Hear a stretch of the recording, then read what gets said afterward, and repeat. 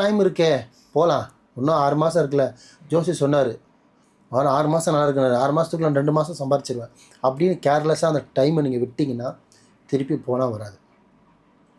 ஏன்னா இருக்கிறதுல நம்ம மூச்சோடு அதிகமாக சுற்றிட்டு இருக்கிற மாதிரி கடிகார நேரம் ஆகிட்டு இருக்குது.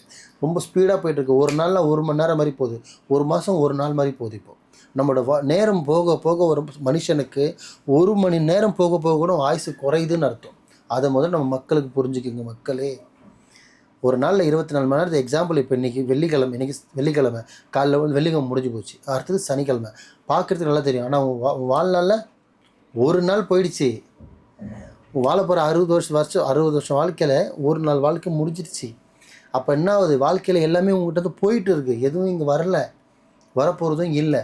அப்படி போயிட்டு இருக்கும்போது இந்த உலகத்தை எப்படி வாழணும்? அப்போ அந்த இம்பார்ட்டண்ட்டான ஒரு டைம், இப்போ நேரன்றது அவ்வளோ ஒரு விஷயம். ப்ராக்டிக்கல் லைஃபுக்கோ நல்ல நேரம் தேவை, ஆன்மீக ரீதியாக பார்க்கணுன்னாலும் உங்களுக்கு நல்ல நேரம் வேணும், ஜாதக ரீதியாக பார்க்கணுன்னா உங்களுக்கு நல்ல நேரம் வேணும்.